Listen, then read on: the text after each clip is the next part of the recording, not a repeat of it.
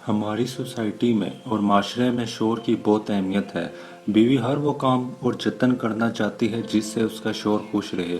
हमारे माशरे में ख़वातीन को अक्सर ये शिकायत रहती है कि शोर इनसे खुश नहीं। ऐसा क्या करें कि शोर ना सिर्फ इनसे खुश रहे बल्कि इनके काबू में भी रहे। आज मैं आपको बताऊंगा कि आप अपने शोर की ना सिर्फ तवज्जो हासिल कर सकती हैं बल्कि आपका शोर आपके कंट्रोल में भी रहेगा। नेक्स्ट किसी वीडियो में आपको मैं बताऊंगा बीवी को खुश रखने का तरीका। जब इन दोनों रिश्तों में इत्तेफाक रहेगा तो घर खुशहाल रहेगा।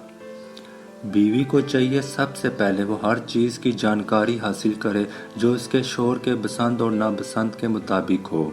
शोहर के पसंद का खाना मियाँ बीवी को मजबूत रखने में बुनियादी किरदार अदा करता है, लिहाजा बीवी को चाहिए वो हमेशा खाने में अपने शोहर की पसंद का खास ख्याल रखे और ऐसा खाना बनाए जो इसके शोहर को पसंद हो।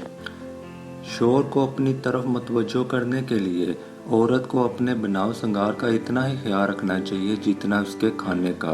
बीवी हमेशा कोशिश करे कि कपड़े उसके शोहर के पसंद के पहने, खास तौर पर जब मियाँ बीवी रात को अपने कमरे में हों तो नाइट सूट ऐसा पहने जो पुरकशिश हो, साथ ही खुशबू ऐसी लगाए जो उसके शोहर को पहा जाए।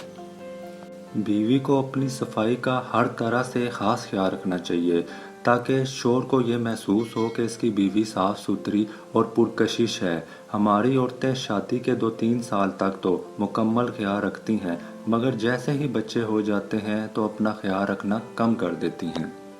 ये वो वक्त होता है जब शोहर बीवी से दूर होना शुरू हो जाता है। बीवी को चाहिए शोहर के साथ वैसे ही रहे जैसे पहले दिन से रहती आ रही है।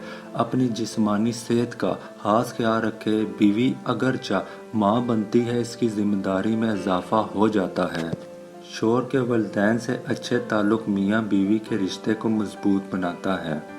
आखिर में सिर्फ इतना ही कहूँगा कि शोहर पर तवज्जो ही इसे आपकी तरफ मतवज्जो कर सकती है।